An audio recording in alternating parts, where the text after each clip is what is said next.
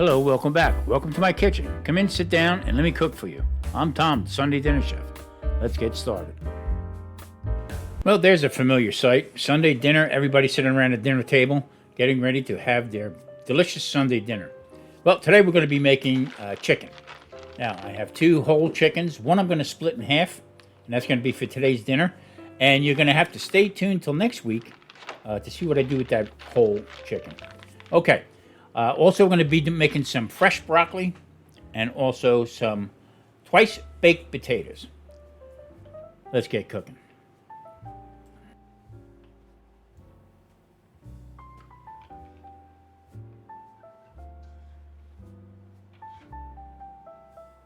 In order to split this in half, you need some good kitchen shears or scissors. Mine need to be sharpened, to say the least. So what I'm going to do is I'm going to open up the breastbone, and I'm going to peel it back a little bit, and then I'm going to take my knife and I'm going to cut out the backbone.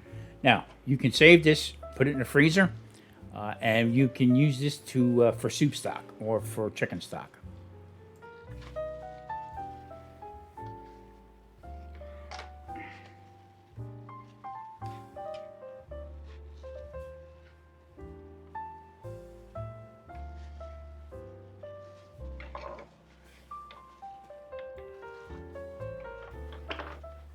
Now I'm going down memory lane here. Back in the day, on Sundays, we used to run a special, half spring chicken, and that came with a baked potato or twice baked potato, a vegetable medley, salad, soup. Also, you could get a side of gravy for this. And this was great because Sunday, we would get a lot of families to come in. We had a lot of big tables. We had tables of 8 or 10 that we would set up. And that's what our afternoon would be like. And Sunday night would usually slow down, not too busy, but we'd have a lot of customers come through with their family, and that's what it was about. It was advertised as a family dinner. So, and believe it or not, what I paid for one chicken here was what the price of the dinner was. I believe it was $6.95. Unbelievable.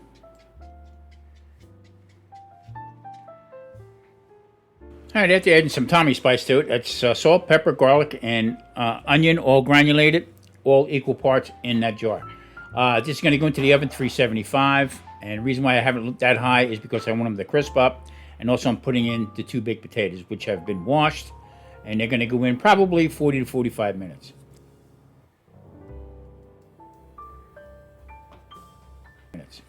Now, the heads of broccoli. It can be deceiving. You look at them and say, well, I need more than that because we're going to feed more people. Well, once you break it down, I'll show you here. There's more than 2 servings, probably 4 servings of broccoli right there. I'm going to steam these in the pan. Also, I'm going to add olive oil, butter, and garlic.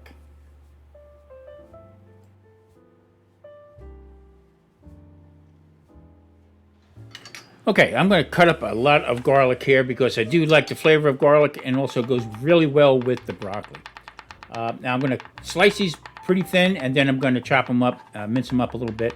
But I'm not going to add them in right away. I'm going to show you in a minute what I'm doing. Rather than bringing out more pots, you got to work smart in the kitchen, especially if you want to have a great Sunday dinner. If you have people over, you want to be talking to them, you don't want to be stuck in the kitchen. So what I'm going to do is I am going to take the broccoli, and it's going to go into the saute pan. I'm going to add probably a cup of water, maybe less, maybe 3/4 of a cup of water. I want to start steaming that, and the reason why I'm going to do is I'm going to steam it and then saute it, basically at the same time. So I add a little olive oil to my garlic. So let's get this thing going here. Now into the pan. If you notice, I took some of the broccoli and I split them in half. That is just to make it a little bit more bite size. And also faster to cook. They all cook pretty even. All right, at this point, in the pan, you want each and every piece of that broccoli to touch the bottom of that pan.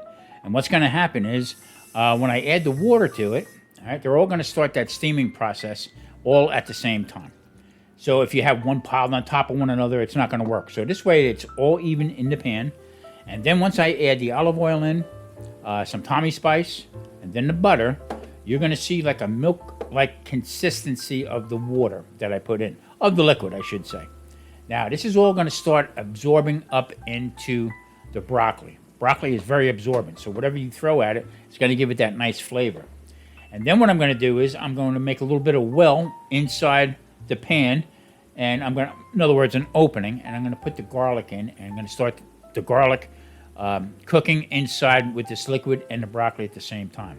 It'll take the harshness away from the broccoli, but also give that broccoli some flavor, and the garlic is going to be delicious.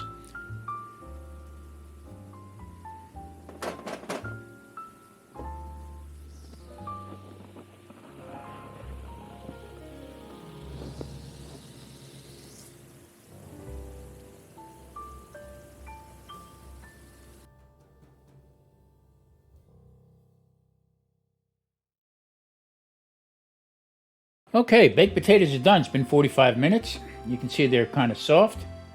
Now I'm going to cut into these. Now these are still screaming hot, so I'm just going to take my time with it.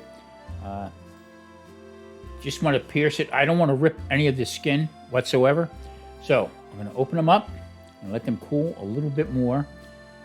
And then what we're going to do is we're going to start the process of digging out the potato itself. And that's going to go into a separate bowl. Now, the ingredients in this is very simple. Normally, you would take it out, add your ingredients, and then put it into a piping bag. I don't have piping bags anymore. So I'm going to do is I'm just going to scoop it into the shell of the potato. A couple different ways you could do that. Now, I'm going to scoop this out. You need to do, well, you can do it when it's cold too, but it seems to mash up better when it's warm. Now, in the old days, I used to take that skin right there and would put it into the deep fryer, okay, and just get it so it would stand up a little bit better and give it that extra taste. And then what would happen is, usually at night, after our service was done, that would become a bar item. So it would be a stuffed potato with cheese and whatever.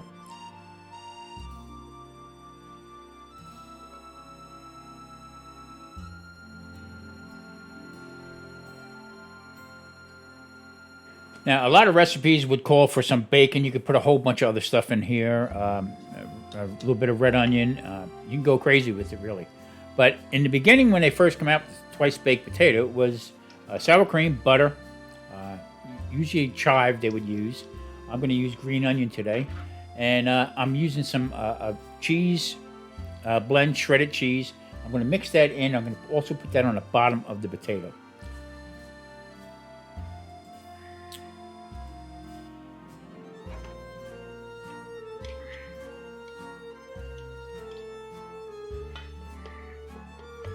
Now, using a whisk, I'm going to whisk this up here. I don't want too many lumps. Like I said, normally you would put this in a piping bag and then put it in with some nice designs and stuff on it, but we're not going to do that. I don't have one. You can use a bag, cut a hole in it, and do it that way. I'd rather just do it here because, you know what? Again, I'm hungry.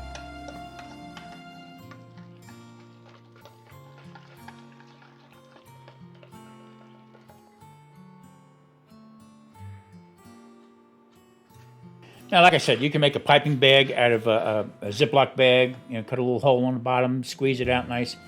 That's all well and good. That's fine.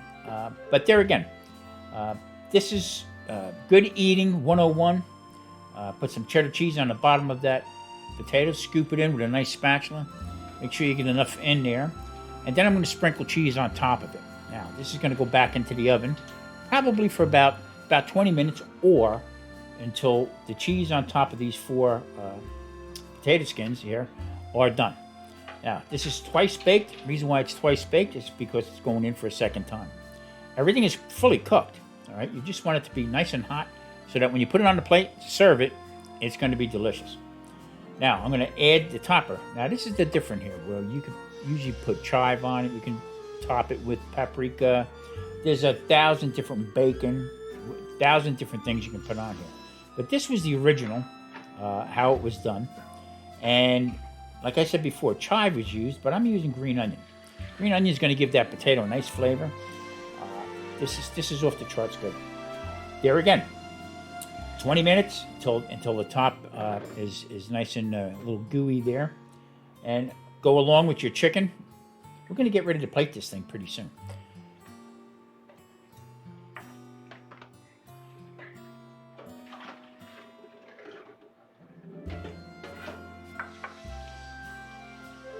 Well, here we go. Half a chicken done. I'm going to add in the broccoli, which is, I'm telling you what, I tasted a couple of them. I mean, what a great flavor it has. Really, really is good. Now we're going to put that twice baked potato on the plate. And we're going to get ready to sit down for a nice Sunday dinner, like the old days. Now, this is a series that I've been doing, Forgotten Foods. Now, there's some other stuff that I'm going to be doing, but I got to be honest with you, it's been a little bit too hot to fire up the oven in the house. It's been like 112, 114 degrees out here in Las Vegas. Not an excuse, but it's just a little bit too warm. So what I'm going to do is we're going to come back. I'm going to do a couple of these easier ones first, and then once the weather changes a little bit, then we're going to get into some really good stuff. Here's a point of order. Now, I had 2 chickens, one cut in half, and the other one I did whole. You're going to have to tune in till next week and see what I do with that full whole chicken. That's another forgotten food that I'm going to be bringing out. So until next week, listen, everybody, thanks for watching. I really do appreciate it. I'm Tom, the Sunday Dinner Chef. Hit that like, subscribe button, and don't forget, make Sunday dinner.